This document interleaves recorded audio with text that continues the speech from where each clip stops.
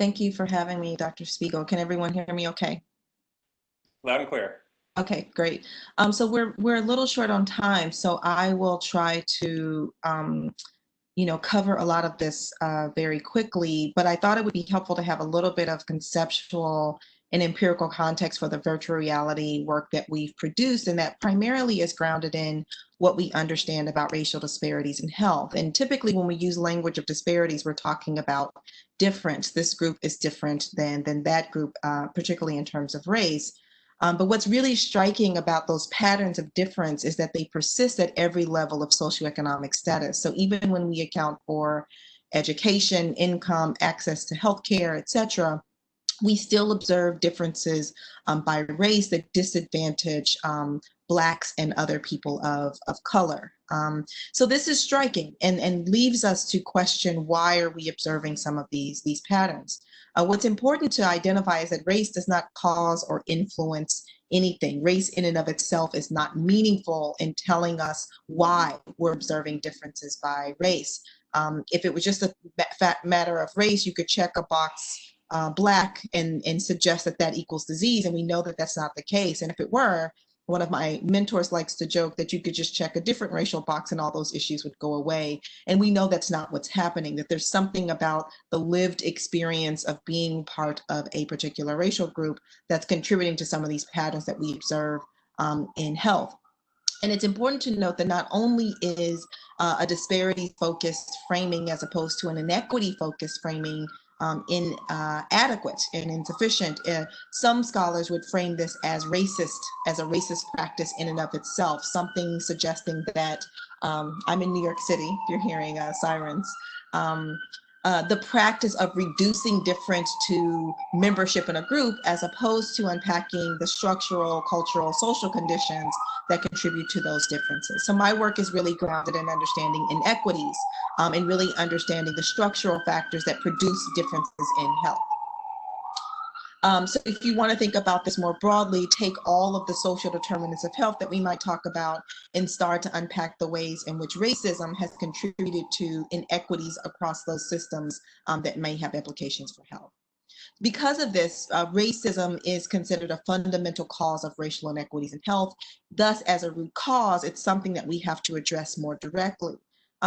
I would also argue, and others would argue, that racial equity in health is not possible without an intention, analysis, and action, deliberately seeking to ways to remedy racial inequities that have been produced in society in service of fixing health. So only working on things that are proximal to disease won't be sufficient in producing racial equities in health. So what are we doing in virtual reality to help address some of this? I've been working with my colleague, Jeremy Bailenson, who's at Stanford University. His work was mentioned earlier. He's been working in virtual reality for over 20 years, really thinking about a variety of social and behavioral applications for VR. The one example that Dr. Spiegel identified was the cow example, but he's done work around climate change and homelessness, et cetera. But I was interested in racism and people better understanding the realities of racism in society so that we could collectively make better decisions about what to do in response to racial inequities. So Jeremy was on board and we created this transdisciplinary team cutting across multiple disciplines. What I mean by transdisciplinary is not just sort of consulting one discipline to inform pieces of our work, but really integrating and blending these disciplines together, both in terms of theory and conceptualization, as well as methodological integration, to create new knowledge, to create this new product together. So our team was cross-cutting across psychology, social work, computer science, creative technology, art, and design to help create the piece that we've made. And I understand that some of the other pieces have employed this type of approach as well. So in the piece that we created, we put you in the shoes of a Black male character named Michael Sterling. You embody the life of Michael as a child, an adolescent, and as an adult, experiencing racism in different forms, in different contexts. And it's important to say at the outset that what we developed was based on empirical literature around experiences with racism and the ways in which it may manifest at each of these time points, and use that to develop the content for this complex narrative. In the first scene, you start off as a child in a classroom playing with blocks, and you're having these encounters with children who are sort of racially taunting you, and we're trying to represent the ways in which these racial narratives, racist language can emerge very early in life, again, being empirically based.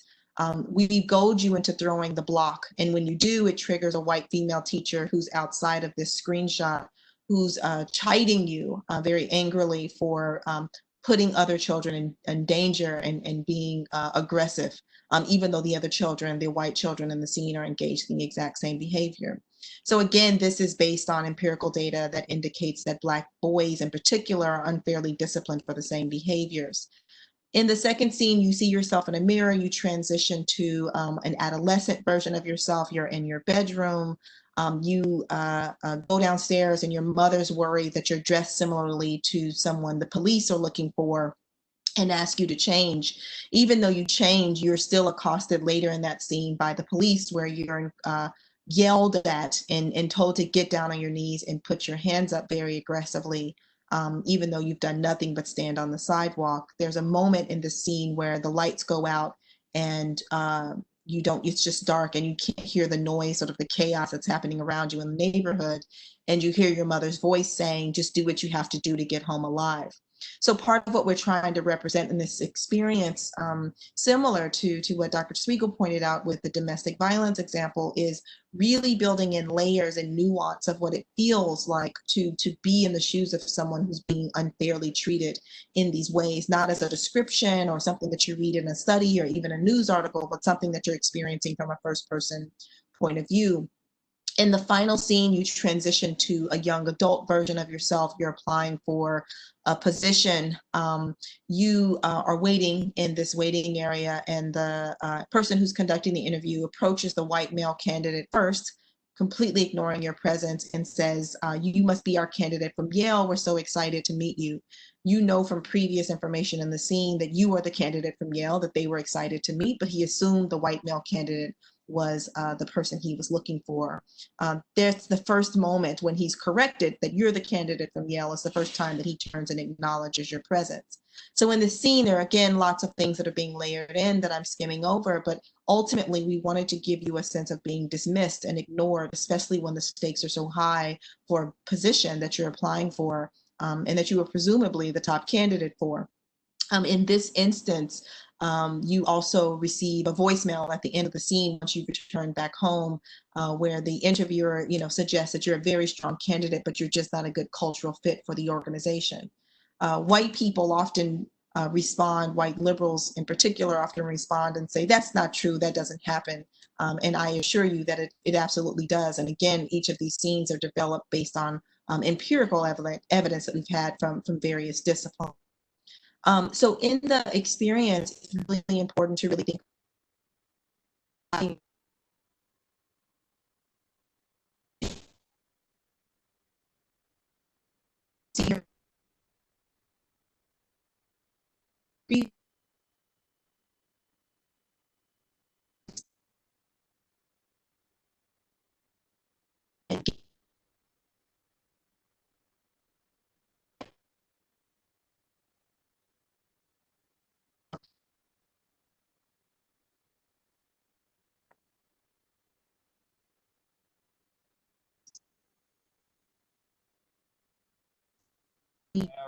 Yeah, you've been real clear, but it just, for some reason, just sped up and got a little broken.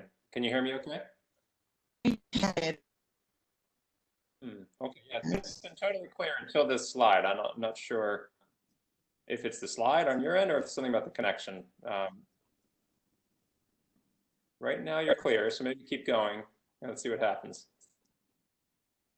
It's not forwarding on my end. Okay. Oh, you're clear. You're clear right now, though. At least we can hear you.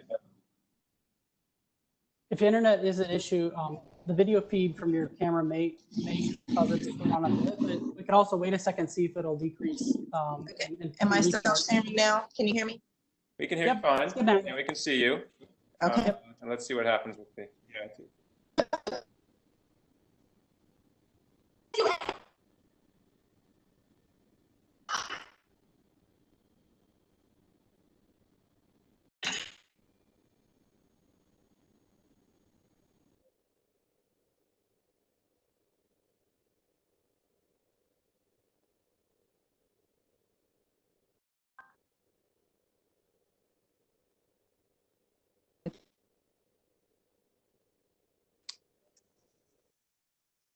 Hey, Courtney. For some reason, I think it just got a little, maybe the video is pulling bandwidth down.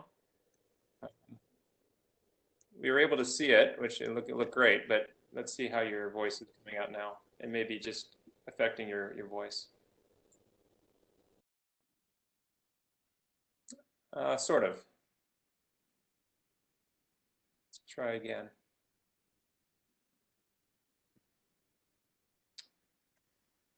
Yeah, it's kind of a choppy. I'm not sure. What do you, Brandon? Do you have a recommendation?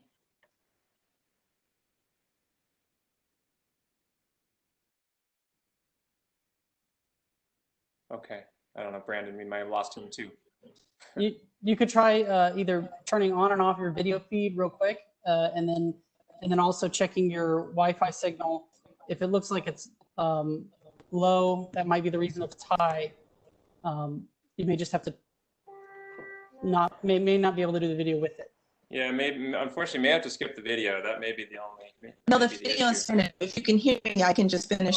Oh, good. Yeah, you know. Yeah. Okay, the video is finished, but I'm not able to control it. Just go ahead and walk through the rest I was going to say. We did at this festival.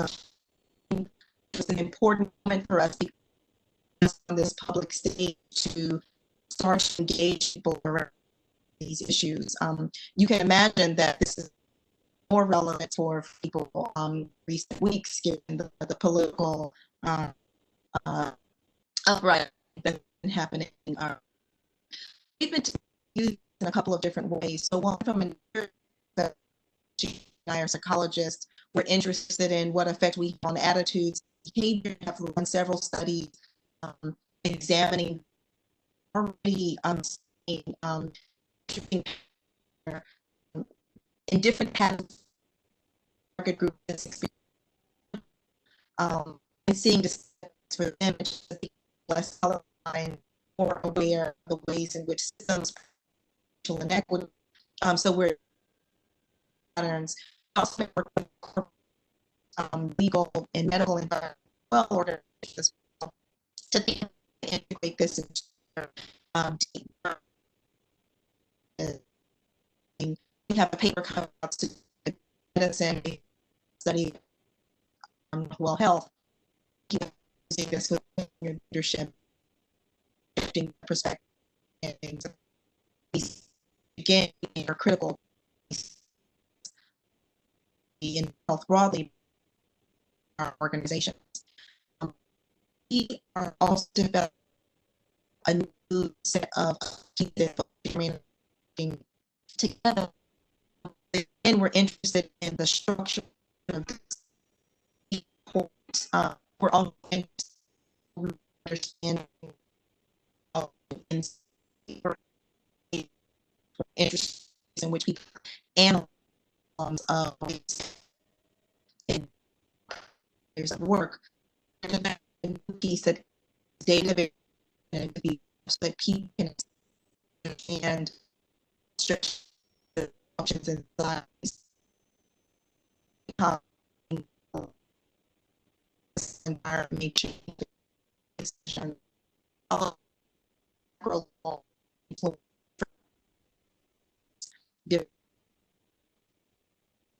influence